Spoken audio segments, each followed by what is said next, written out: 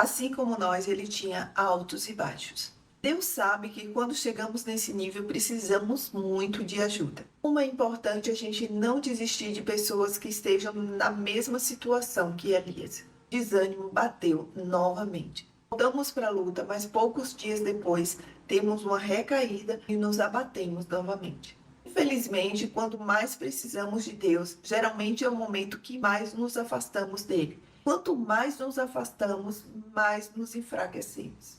É fantástico como o Senhor nos trata de acordo com o que estamos vivendo, de acordo com a necessidade que temos no momento. Mas apesar do cuidado de Deus, ele não deixou de questionar Elias. Finalmente, Elias saiu da depressão. O tratamento de Deus com Elias foi sempre da mesma forma, apenas aplicando uma intensidade maior à medida que ele ia melhorando. Apesar de ser um grande profeta, Elias entrou numa profunda depressão. Mas o que leva um homem com alto grau de intimidade com Deus a entrar numa situação dessas? Se ele estava sujeito a isso, imagine nós. Ora, Acabe contou a Jezabel tudo o que Elias tinha feito e como havia matado todos aqueles profetas à espada. Por isso Jezabel mandou um mensageiro a Elias para dizer-lhe: que os deuses me castiguem com todo rigor, caso amanhã, nesta hora, eu não faça com a sua vida o que você fez com a deles. Elias teve medo e fugiu para salvar a vida. Em Beceba de Judá, ele deixou seu servo, entrou no deserto, caminhando um dia. Quando chegou a um pé de giesta, sentou-se debaixo dele e orou, pedindo a morte. Já tive o bastante, Senhor, tire a minha vida, não sou melhor do que os meus antepassados. O mesmo Elias que tinha matado os profetas estava agora com medo de Jezabel. Sabe por quê? Porque Elias era humano. Assim como nós, ele tinha altos e baixos. Em um momento, a nossa fé está lá em cima, cremos em Deus, cremos no poder dele. Em outros momentos, nos desmoronamos. Isso acontece principalmente quando estamos cansados de lutar, seja uma luta espiritual, seja uma luta material. Geralmente, a primeira reação é querer nos isolarmos. Com Elias não foi diferente. Ele deixou o seu servo e foi para o deserto sozinho. Tem lugar mais vazio do que um deserto? A cabeça de Elias estava tão confusa que primeiro ele fugiu para não morrer e depois ele pediu para Deus tirar a vida dele. Se ele queria mesmo morrer, por que ele não ficou para ser morto por Jezabel? Ele não queria morrer, ele queria se livrar do alto estresse que ele estava passando. Depois se deitou debaixo da árvore e dormiu. De repente um anjo tocou nele e disse: levante-se e coma. Elias olhou ao redor e ali, junto à sua cabeça, havia um pão assado sobre brasas quentes e um jarro de água. Ele comeu, bebeu e deitou-se de novo. O anjo do Senhor voltou, tocou nele e disse: levante-se e coma, pois a sua viagem será muito longa. Então ele se levantou, comeu e bebeu. Fortalecido com aquela comida, viajou 40 dias e 40 noites, até que chegou a Horebe, um monte de Deus. Tem pessoas que, quando estão tristes, sentem muito sono. Eu sou assim. Elias, apesar da angústia, conseguiu dormir por conta da tristeza. Apesar de estar sem comer, a fraqueza de Elias era muito mais emocional do que física. Deus sabe que quando chegamos nesse nível precisamos muito de ajuda. Por isso o Senhor enviou o anjo para tocar em Elias e falar para ele se levantar e comer. Mas Elias estava tão mal que, mesmo depois do incentivo do anjo, ele voltou a se deitar. Mas o Senhor se compadeceu dele e enviou o anjo novamente para encorajá-lo. A comida o fortaleceu fisicamente, mas o que lhe levantou realmente foi o anjo ter ido novamente até ele. Como é importante a gente não desistir de pessoas que estejam na mesma situação que Elias. Quando alguém chega nesse nível de desejar a morte, é porque ela não tem mais forças emocionais para reagir e precisa muito do auxílio de outras pessoas. Mesmo depois de se movimentar andando 40 dias e 40 noites, chegando no seu destino, o desânimo bateu novamente. Ali entrou numa caverna e passou a noite, e a palavra do Senhor veio a ele: o que você está fazendo aqui, Elias? Ele respondeu: tenho sido muito zeloso pelo Senhor, Deus dos exércitos. Os israelitas rejeitaram a tua aliança, quebraram os teus altares e mataram os teus profetas à espada. Sou o único que sobrou e agora também estão procurando matar-me. Como Elias era um homem comum. Não somos assim também? Estamos desanimados, vem alguém, nos dá uma palavra de ânimo, nos sentimos melhor, voltamos para a luta, mas poucos dias depois temos uma recaída e nos abatemos novamente. Elias era um profeta. Deus agia poderosamente através da vida dele. Ninguém está isento a isso. Infelizmente, quando mais precisamos de Deus, geralmente é o momento que mais nos afastamos dele. Quanto mais nos afastamos, mais nos enfraquecemos. Primeiro o Senhor enviou o anjo que deu uma revigorada, mas Elias precisava mais. Ele precisava da presença do Senhor. O Senhor lhe disse: saia e fique no monte na presença do Senhor, pois o Senhor vai passar. Então veio um vento fortíssimo que separou os montes e migalhou as rochas, mas o Senhor não estava no vento. Depois do vento houve um terremoto, mas o Senhor não estava no terremoto. Depois do terremoto houve um fogo, mas o Senhor não estava nele. Depois do fogo houve um murmúrio de uma brisa suave. É fantástico como o Senhor nos trata de acordo com o que estamos vivendo, de acordo com a necessidade que temos no momento. Naquele instante, Elias precisava da suavidade do Senhor, precisava da presença carinhosa do Senhor. Será que nós sabemos nos comportar assim? Tratar com as pessoas próximas a nós, não de acordo com os nossos padrões, mas de acordo com as necessidades delas?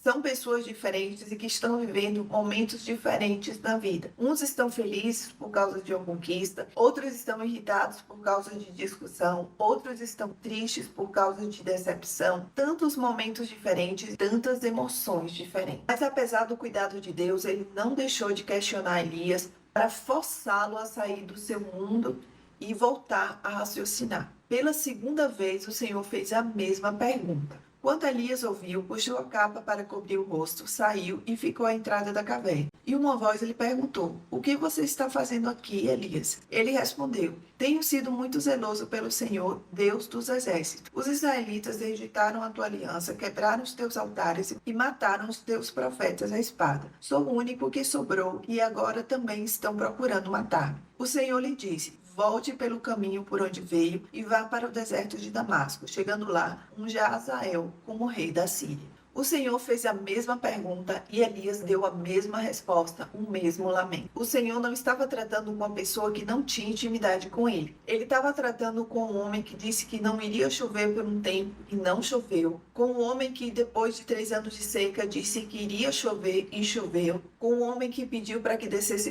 fogo do céu e desceu. Mas onde estava esse homem tão cheio de poder? Ele estava preso na sua fraqueza humana. Quem realizou todas essas coisas não foi Elias, foi Deus usando a vida dele. Por mais que sejamos usados por Deus, somos frágeis e podemos cair a qualquer momento. Basta tirarmos os olhos do Senhor que perdemos todo o poder que ele tem nos dado. Assim como Elias, temos a tendência de justificar a nossa apatia. Temos a tendência de nos vitimizarmos, de só olhar para a situação ruim e não olharmos para o Senhor, que é quem pode nos tirar dessa situação.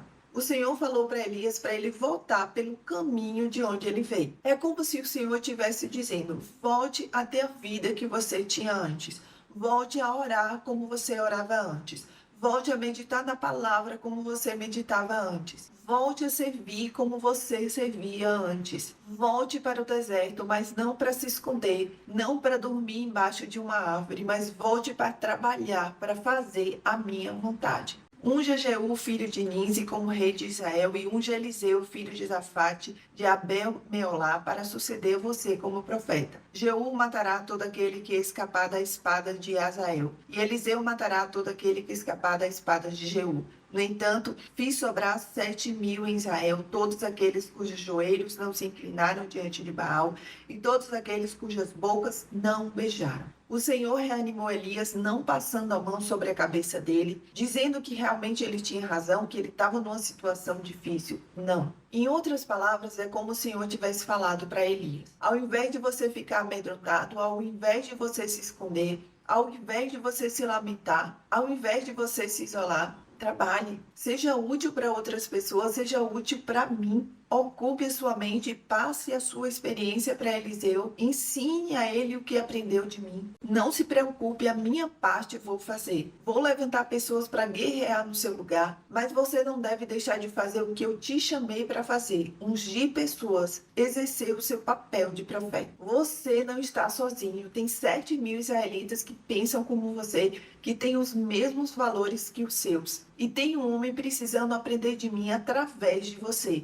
Então Elias saiu de lá e encontrou Eliseu, filho de Safate. E ele estava arando com 12 parelhas de bois e estava conduzindo a 12ª parelha. Elias o alcançou e lançou a sua capa sobre ele. Eliseu deixou os bois e correu atrás de Elias. Deixe-me dar um beijo de despedida em meu pai e minha mãe, disse, e então irei contigo. Vá e volte, respondeu Elias, pelo que lhe fiz. E Eliseu voltou, apanhou a sua parelha de bois e os matou. Queimou o equipamento de Ará para cozinhar a carne e a deu ao povo, e eles comeram. Depois partiu com Elias e se tornou seu auxiliar. Ao encontrar Eliseu, Elias lançou a capa, que significa poder e autoridade de Deus. Eliseu sabia que era um chamado de Deus para ele seguir o profeta e assim ele fez. Finalmente, Elias saiu da depressão. O tratamento de Deus com Elias foi sempre da mesma forma, apenas aplicando uma intensidade maior à medida que ele ia melhorando. Primeiro ele enviou o anjo oferecendo ajuda, comida e água, mas o incentivando a reagir, tocando nele e dizendo, levante-se e coma. Fez uma vez e ele voltou a se deitar. Fez a segunda vez e ele andou 40 dias e 40 noites. Mas depois disso, ele se abateu novamente e Deus não enviou mais um anjo. Ele mesmo foi até Elias. É como se o Senhor estivesse falando para Elias. Olha, Elias, eu continuo aqui. Eu vou chegar mais perto para que você saiba que eu me preocupo com você. O Senhor foi até ele com suavidade, com carinho, mas sempre com a palavra de encorajamento, chamando ele à realidade.